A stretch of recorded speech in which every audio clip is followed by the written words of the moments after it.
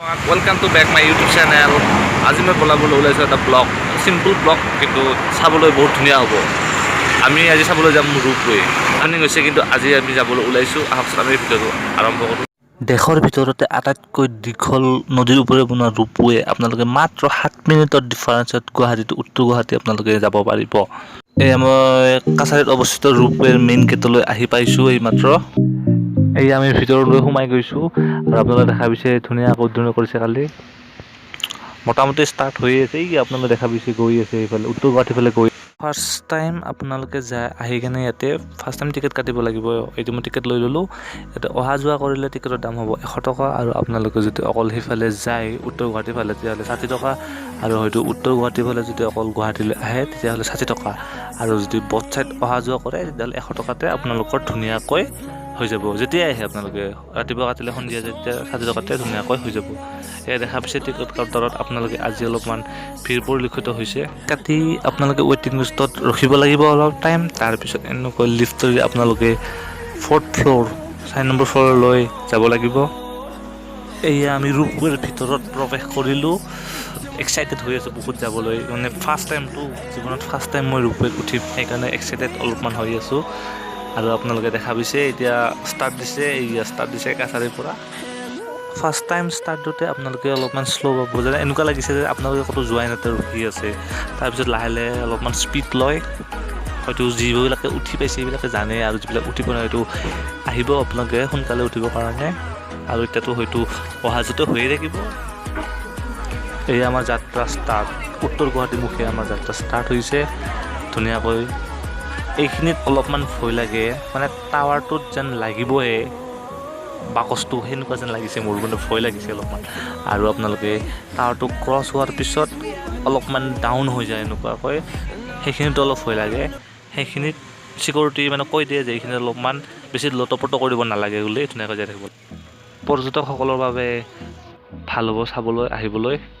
আৰু হোলীৰ টাইমত বিশেষ সুবিধা হ'ব গুৱাহাটীৰ পৰা উত্তৰ গুৱাহাটীলৈ দৌল গোবিন্দ মন্দিৰলৈ যাবলৈ এই ৰূপৱে।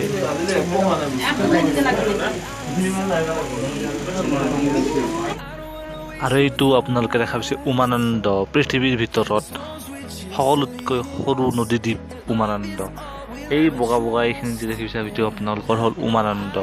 ধুনীয়াকৈ গোটেইখিনি উমানন্দৰ ওপৰেৰে আমি পাৰ হৈ গৈছোঁ। কিন্তু উমানন্দৰ ওপৰত মানে উমানন্দত যদি এটা ষ্টপেজ দিলে হয় ৰূপৱে, তেতিয়া বেছি ভাল লাগিলে হয়। পৰ্যটকসকলেও আপোনাৰ ৰূপৱেৰে আহি যাতে চাব পাৰিলে হয় ধুনীয়াকৈ, আৰু মানুহৰ অলপ সুবিধা হ'লে হয়তো ভৱিষ্যতলৈকে হ'বও পাৰে। এয়া মই গুৱাহাটীৰ পৰা উত্তৰ গুৱাহাটীলৈ গৈ আছোঁ ৰূপৱেৰে, আৰু মোৰ চকুৰ ওচৰৰে সেইফালৰ পৰা উত্তৰ গুৱাহাটীৰ পৰা গুৱাহাটীমুখে এটা ৰূপৱে এইটো আহিবলৈ আপোনালোকে দেখা পাইছে ধুনীয়াকৈ অহা যোৱা কৰি থাকে এনি টাইম।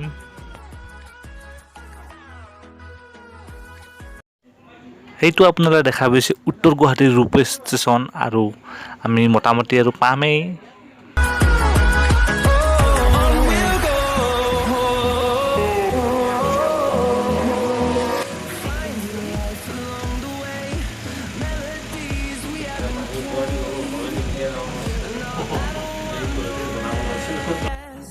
আপোনালোকে ভিউ চাওক, কি ধুনীয়া ভিউ আহিছে, একদম মানে বাহিৰা দেশ যেন লগাইছে একদম, মানে ভিউবিলাক চাওকচোন আপোনালোকে কি ধুনীয়া লগাইছে। আকাশখন আৰু নদীখন চাওক, একদম মানে কি ধুনীয়া লগাইছে। এয়া মই আপোনালোকৰ উত্তৰ গুৱাহাটীৰ ৰূপৱে ষ্টেচনলৈ আহি পাইছোঁ আৰু মোটামুটি কি ধুনীয়া লাগিছে চাওকচোন আপোনালোকে, কি সুন্দৰ ভিউ। এই ৰূপৱেৰ দৈৰ্ঘ্য হৈছে আপোনালোকৰ 2 কিলোমিটাৰমান হ'ব, আৰু ইয়াত এবাৰত 5টা যাত্ৰী আপ ডাউন কৰিব পাৰে, আৰু সময় লাগিব মাত্ৰ 7 বা 8 মিনিট টাইম। এয়া মই উত্তৰ গুৱাহাটী আহি পালোঁ মাত্ৰ 7 মিনিটত, দেখিছে আপোনালোকে কি ধুনীয়া। এটা লেখা আছে আপোনালোকৰ উত্তৰ গুৱাহাটীলৈ স্বাগতম।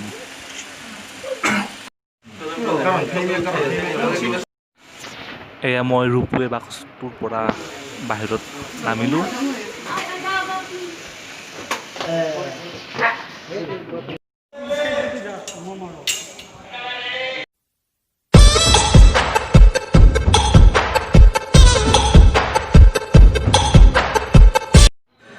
এই ডাঙৰ ডাঙৰ চাকাকেইটা আপোনালোকে দেখিছেনে? এই চাকাকেইটাৰে আপোনালোকৰ যিটো ৰোপৱেৰ মেইন তাঁৰ থাকে সেই তাঁৰকেইডাল মানে টনা আৰু পঠোৱা সেই কামটো এই চাকাকেইটাই কৰি থাকে। আৰু এই দাদাজনে যে কথা পাতিলে সেইটো মানে এইটো উত্তৰ গুৱাহাটীৰ পৰা সেইটো গুৱাহাটীলৈ মানে কি ফোনত কথা পাতিছে যে চব ঠিকে আছে কি নাই, সেইকাৰণে মানে যোগাযোগ কৰি লৈছে, তাৰপিছত ৰোপৱেটো পঠাই দিছে। এইটো আপোনালোকে দেখিছেনে? এইটো ৰেস্কিউ বুলি কোৱা হয়। এইটো মানে কি কিবা কাৰণত যদি মাজতে কিবা অঘটন ঘটে তেতিয়াহ'লে এইটো পঠাই দিব হয়। মানে কি এনেকুৱাতো নহয় কেতিয়াও, যদি বাই চান্স কেতিয়াবা হৈও যায় মানে এইটো মানে পঠাই দিয়া হয়।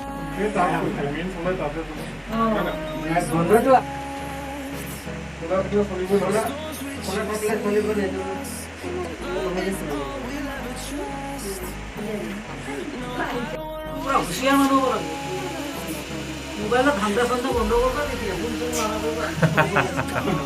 মোবাইলে চব খেলা শেষ কৰি আছে। এবাৰে কাৰোবাৰ লগত চিনি কথা পাতি হ'ল কিবা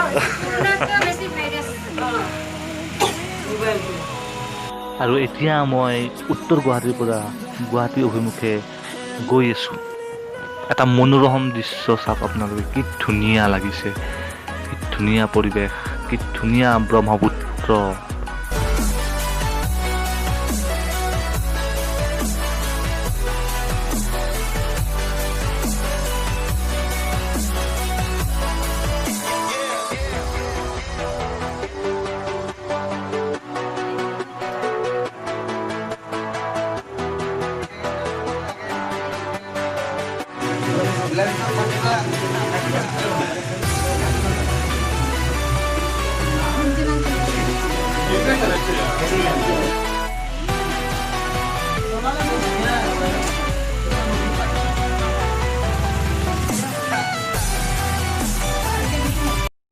আৰু হৈ গ'ল এটা মাজতে অঘটন, আমি গোটেইবোৰে ফাঁচি থাকিলোঁ ব্ৰহ্মপুত্ৰৰ এটা মাজত, কাৰণ কাৰেণ্ট গুচি গ'ল। মানে কি আজি প্ৰথম আমি উঠি চাইছোঁ নতুনকৈ আপোনাৰ বহুতে এতিয়া এই ঠাইখিনি এখন হৈয়ে থাকে। আমি সদায় ইয়াতে ঘৰটো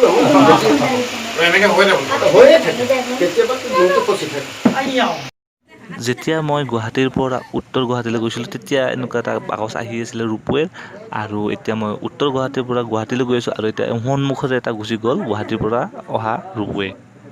ইমান ৰখি নাথাকে আপোনালোকৰ এই জাহাজৰ দৰে, মানে 1 ঘণ্টাৰ পিছত 2 ঘণ্টাৰ পিছত আহিব, মানে মানুহ হৈছে লৈ আহিছে, মানুহ হৈছে লৈ আহিছে। ব্ৰহ্মপুত্ৰৰ মাজত একদম মাজতে ৰখি গৈছিলোঁ কাৰেণ্ট যোৱাৰ বাবে, তথাপিতো ভয় খাব লগা কোনো কথা নাই। জেনেৰেটাৰ আছে, 2 মিনিট বা 1 মিনিট লাগিব আপোনালোকৰ জাষ্ট আহিবলৈ।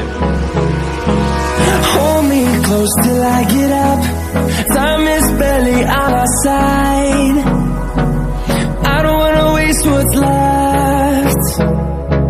The storms we chase are leading us, and love is all we'll ever trust. Yeah, no, I don't wanna waste what's left. And on we'll go, through the wastelands, through the highways, till my shadow turns to sun rays. And on we'll go, through the wastelands, through the highways. এইটো আপোনালোকে দেখা পাইছেনে? এইটো উৰ্বশী হয়, এইটো ব্ৰিটিছৰ দিনতে বনোৱা হৈছিলে। এইটো বহুত ওখ হয় দেখিবলৈ, কিন্তু ওপৰৰ পৰা দেখুৱাৰ কাৰণে এইটো সৰু যেন লগা হৈছে, কিন্তু তলৰ পৰা চালে বহুত ওখ হয়। এইটোৰ ওপৰত যদি পানী পাৰ হৈ যায় তেতিয়াহ'লে গোটেই অসমখন ডুবি যাব বুলি কোৱা হয়। আৰু সৌৱা আপোনালোক যে দেখি আছে নদীৰ মাজত, সেইটো হ'ল কৰ্মনাশ। কৰ্মনাশ বুলি কোৱা হয়। কিবা কৰ্ম কৰি আহিলে যদি সেইটো চোৱা যায় তেতিয়া কৰ্মটো নাশ হৈ যায় বুলি কোৱা হয়। দেখা নাপায় ওচৰত গৈ দেখা পাব আৰু নাই, তাৰ পৰা দেখা নাপায়, একদমেই দেখা নাপায়। এইটো পাহাৰৰ তলৰ পৰা এইটো দেখা নাপায়। এয়া মই গুৱাহাটীত অৱস্থিত কাছাৰীত যিটো আপোনাৰ ৰোপৱে ষ্টেচন আছে সেইলৈ মই বৰ্তমান আহি পাবলৈ হৈছে, আৰু মোটামুটি এক্সপিৰিয়েঞ্চটো কিন্তু মজা লাগিছে, উঠি কিনে একদম পূৰা ভাল লাগিছে। ফাৰ্ষ্ট টাইমটো সেইকাৰণে উঠি কিনে বহুত ভাল লাগিছে। আৰু এটা আপোনালোকে গাড়ীবোৰ পাৰ্কিং কৰি ধুনীয়াকৈ থ'ব পাৰিব। এইটো গুৱাহাটীৰ ৰোপৱে ষ্টেচন হয়, গাড়ীবোৰ ধুনীয়াকৈ এভেইলেবল স্পেচ আছে ধুনীয়াকৈ পাৰ্কিং কৰি আপোনালোকে আহক সোনকালে এনজয় কৰক ৰূপৱেত উঠি কিনে আৰু ডেইলি আপ ডাউন কৰি থাকক আৰু উত্তৰ গুৱাহাটী ছাইডে ৰূপৱে ষ্টেচনটো একদম ভাল জেগাত হৈছে মানে কি দৌল গোবিন্দ মন্দিৰৰ একদম ওচৰতে হৈছে আৰু দৌল গোবিন্দ মন্দিৰ যোনে যোনে দেখা পোৱা নাই বা যোৱা নাই সেইবিলাকে যাবলৈ বহুত সুবিধা হ'ব ইয়াৰ পৰা আপোনালোকে ধুনীয়াকৈ দৌল গোবিন্দ মন্দিৰলৈও যাত্ৰা কৰিব পাৰিব ৰাজ্যৰ পৰ্যটন ক্ষেত্ৰত নৱতম সংযোজন হ'ল এই ৰূপৱেৰে আপোনালোকৰ পৰ্যটন যিবিলাক আহে সেইবিলাকৰ কাৰণেও বহুত সুবিধা হ'ব দৌল গোবিন্দ মন্দিৰ চাব পাৰিব আপোনালোকৰ Turn us to thousands. We'll grow in number.